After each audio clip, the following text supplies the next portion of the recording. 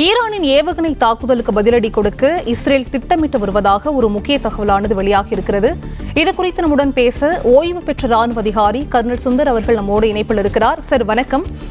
Iran மீது Israel தாக்குதல் நடத்த வாய்ப்பிருப்பதாக கூறப்படுகிறது. வருகின்ற 7ஆம் தேதியன்று இந்த தாக்குதல் நடத்த வாய்ப்பிருப்பதாகவும் கூறப்படுகிறது. இதற்கான காரணம் என்ன சார்? இப்ப ஈரான்ல இருந்து நூற்றுக்கணக்கான ஏவுகணைகள், ராக்கெட்ஸ் அண்ட் மிசைல்ஸ் இஸ்ரேல் மீது அனுப்புறாங்க. இஸ்ரேல் என்ன பண்ணுது, அவங்க கிட்ட அயர்ன் டோம் அப்படின்னு ஒரு சிஸ்டம் இருக்குது. ராக்கெட் வந்ததுன்னா இங்கிருந்து ஒரு ராக்கெட் அனுப்பிச்சு அதை வானத்திலேயே அதை எதிர்த்து வெடிக்க வச்சு அது தரையில விழுந்து வெடிக்கிறதுக்கு முன்னாலே மேலேயே வெடிச்சு அந்த மாதிரி நியூட்ரலைஸ் பண்றதுக்கான சிஸ்டம் இருக்கு. ஆனா ஈரான் பல நூற்றுக்கணக்கான ராக்கெட்ஸ்கள் அனுப்பிச்சதால அந்த சிஸ்டமே சில சமயத்துல அதனால மேனேஜ் பண்ண முடியல. இதனால என்ன ஆகுதுன்னா பல ராக்கெட்டுகளும் மிசைல்ஸும் இஸ்ரேல் அட்டாக் பண்ணுது. இதுக்கு இன்னும் இவங்க இஸ்ரேல் இதுக்கு தகுந்த பதிலடி கொடுக்கல. ஏன்னா அவங்க இப்ப லெபனான்ல பிஸியா இருக்கிறாங்க. முதல்ல இவங்க ஹமாஸ் கூட சண்டை போட்டு இருந்தப்ப அப்போ ஹிஸ்புல்லா அட்டாக் பண்ணாங்க லெபனான்ல இருந்து.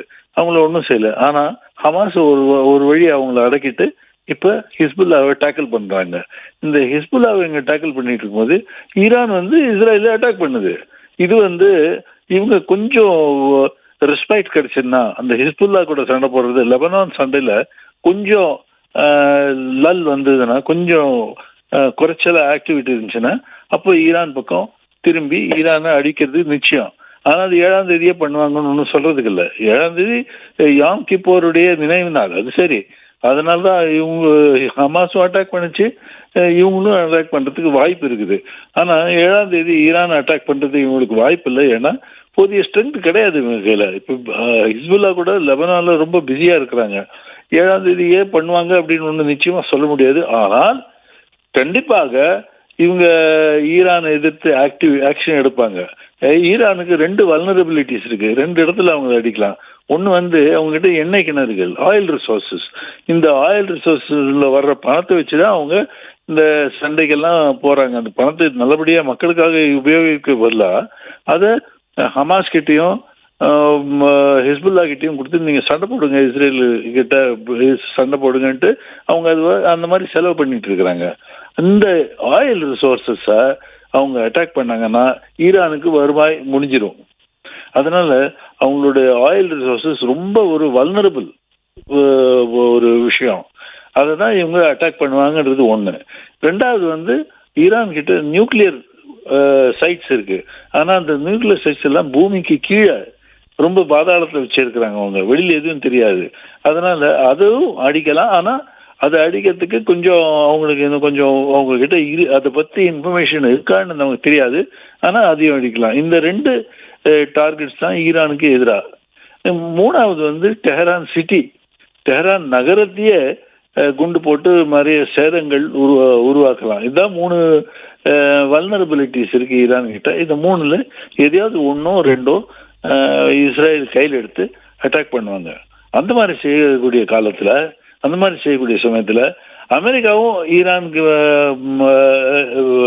ஈரான் மேல இஸ்ரேலுக்கு சப்போர்ட்டா அட்டாக் பண்ணலாம். இதனால என்ன ஆகும்னாக்கா ஈரானுக்கு படும் எஃபெக்ட்ஸ் வரும். ஆனா ஈரான் ரஷ்யாவுக்கு யுக்ரைன் கூட சண்டை போடுறதுக்காக நிறைய ராக்கெட்ஸ், மிசைல்ஸ், ட்ரோன்ஸ் கொடுத்துருக்கு. அதனால ரஷ்யாவுக்கும் ஈரானுக்கும் தொடர்பு இருக்கு. அமெரிக்கா இஸ்ரேலை சப்போர்ட் பண்ணி ஈரான் அட்டாக் பண்ணிச்சுன்னா இதுல ரஷ்யாவும் இந்த சண்டையில் இறங்குவதற்கு வாய்ப்பு இருக்குது. இதனால இப்போ இதுவரைக்கும் ரஷ்யா யுக்ரைன்ன்றது ஒரு தனி போர். மிடில் ஈஸ்ட், மத்திய அரபு நாடுகளில் நடக்கிற சண்டை தனின்றது மாதிரி இருந்தது. அமெரிக்காவும் ரஷ்யாவும் இந்த சண்டையில் இறங்கினால், இந்த சண்டையில் சேர்ந்து கொண்டால் இதுக்கு உலக அளவுல நிறைய ப்ராப்ளம்ஸ் வரும். ஏன்னா இந்த ஈரானுடைய ஆயில் ரிசோர்ஸ் நம்பி நிறைய நாடுகள் இருக்கு. முக்கியமா சைனா, இந்தியா, இந்த 2 நாடுகளும் ஈரானுடைய ஆயில் நம்பிதான் இருக்கிறாங்க. நம்ம பாம்பேல இருக்கிற போர்ட்ஸ்ல எல்லாம் ஈரானியன் க்ரூட் தான் வருது மேக்சிமம். அதை வச்சுதான் இந்தியாவுக்கு பெட்ரோல் கிடைக்குது. அதனால ஈரானுடைய ஆயில் ரிசோர்ஸஸ இஸ்ரேல் அட்டாக் பண்ணுச்சுன்னா அதனால ஆயில் நமக்கு கிடைக்கிறதுல ஒரு ப்ராப்ளம் வரும். உலகம் பூரா எண்ணெயின் விலை உயர்றதுக்கு வாய்ப்பு உண்டு. இந்த மாதிரி பல விஷயங்கள் நடக்கிறதுக்கு வாய்ப்பு உண்டு. ஆனா என்னைக்கு இஸ்ரேல் எந்த தேதியில இஸ்ரேல் ஈரானை அட்டாக் பண்ணுன்றது நாம தெளிவா சொல்ல முடியாது. ஏன்னா இப்ப இஸ்ரேல் லெபனான் கூட சண்டை போடுறதுல பிஸியா இருக்கிறாங்க. அதனால இங்க கொஞ்சம் ஓரளவுக்கு அவங்க பொறுத்துட்டு இருந்தாலும் இருப்பாங்க. ஆனா ஈரான் மேல இஸ்ரேல் ஒரு தாக்குதல் நடத்தும் என்பது ஒரு நிச்சயம். அது கூடிய சீக்கிரத்தில் நடக்கிறதுக்கு வாய்ப்பு உண்டு. நன்றி சார், இணைப்பில் இணைந்தமைக்கு நன்றி.